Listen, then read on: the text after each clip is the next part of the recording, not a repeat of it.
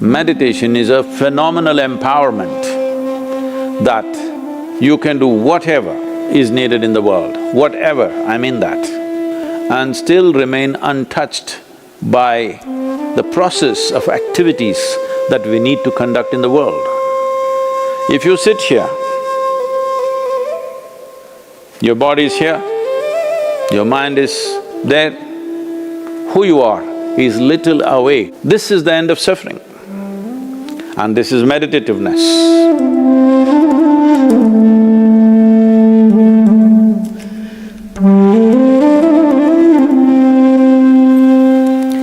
Namaskaram. Everybody is suddenly, people who had never meditated in their lives, never even considered that possibility, are now suddenly talking about meditation, the need to meditate, wanting to meditate. Let us examine this meditation, what this is. First of all, what does the word meditation mean? The English word meditation doesn't really mean anything, in the sense, it doesn't say anything specific. If anybody sits normally with their eyes closed, it's assumed they must be meditating. One can sit with their eyes closed and do many things.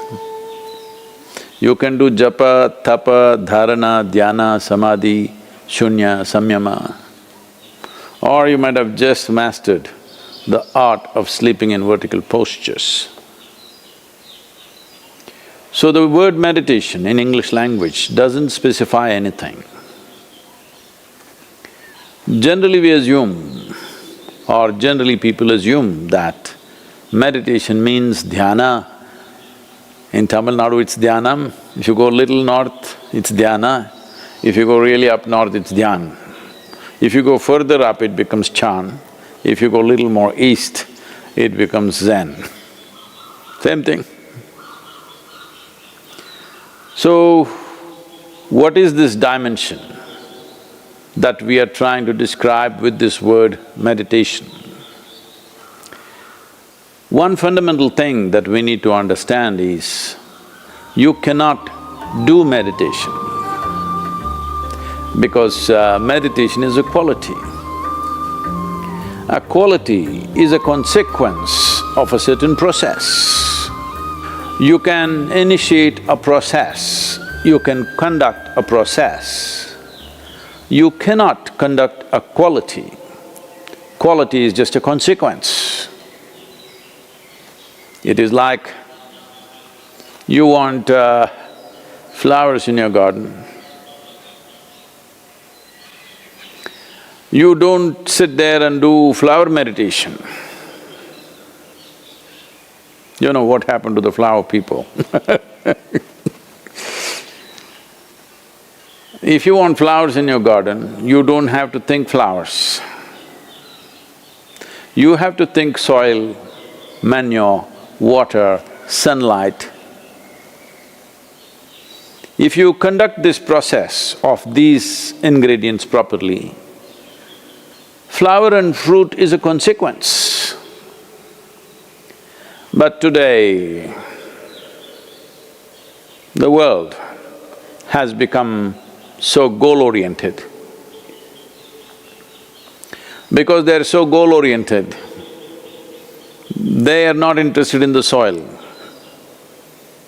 definitely not interested in the manure and all the other things, but they want flowers and fruit. If you want flowers without soil, manure, water and sunlight, well, you will have to settle for plastic flowers. Plastic flowers are very wonderful. Those who think of utility, it serves you in many different ways. It comes with a 5-year guarantee. Flowers are a nuisance. If you keep flowers in your house, you have to look at them at least 5 times in a day, what's happening, are they thriving well or not. But if you keep plastic flowers in your home, 5 years guaranteed, unlike your life. So essentially, the dimension and the process that you're referring to as meditation is very life-oriented. When I say life-oriented, today largely you're material-oriented or at the most mind-oriented, maybe emotion-oriented or physical body, which is a material again. Largely life has become like this. People's idea of life is, if someone says, "my life," you're supposed to understand they're talking about their job. They're talking about the economic condition in the country or in the world, about their car, maybe about their dog, sometimes about their husbands or wives. It could be anything. But the only thing that's truly life is what is throbbing in this. This is life. The rest are arrangements that we have made, hoping that these arrangements will allow us to enhance our life. Whether it's education, career, relationships, marriage, children, wealth, whatever. All these things one is after only in the hope that it will enhance our life. As you know, most people, instead of enhancing their life, largely get entangled with these accessories. Accessories have become larger than the life process. Well, I think in a very cruel way, the virus is bringing focus on the life. You suddenly understand your expensive home has become a prison. Your expensive car is as good as junk because you can't drive it, at least for some time. So now naturally a whole lot of people are asking all over the world, how to meditate, what should I do? As I said, you cannot meditate, but you can become meditative because it's a quality. If one cultivates their body, mind, emotion and energies to a certain level of maturity, you will be naturally meditative 24 hours of the day. Meditation is not an impairment that if you're meditative, you have to close your eyes and be limited to one place. Meditation is a phenomenal empowerment that you can do whatever is needed in the world, whatever, I mean that. Whatever is needed in the given situation and still remain untouched by the process of activities that we need to conduct in the world. This empowerment or without this empowerment, in fact a human being is crippled because if what you have to think, feel, understand and act in the world is going to rub off on you in such a big way, naturally you will hesitate to do what is needed. Naturally you will avoid doing things that need to be done.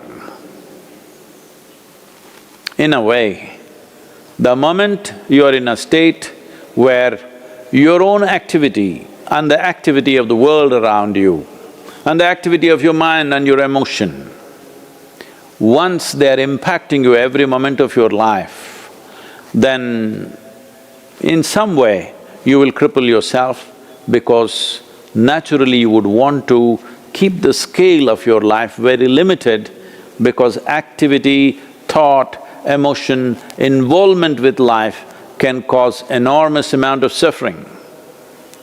Once there is fear of suffering, knowingly or unknowingly, you will limit the scope and possibilities of your life.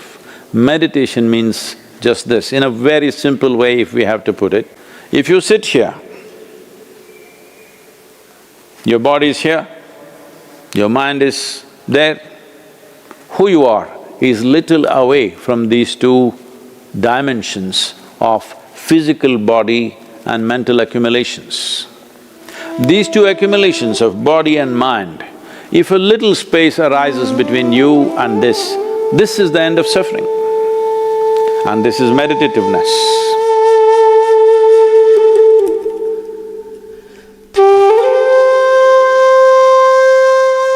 Isha Kriya is an extremely simple process but a powerful tool. These three ingredients, your breath, your thought and your awareness, in the right combination, if you use them, your ability to use the mind and the body is so greatly enhanced that you almost look superhuman for somebody else. But I'm telling you, this is human. This is not about being superhuman. This is about realizing being human is super.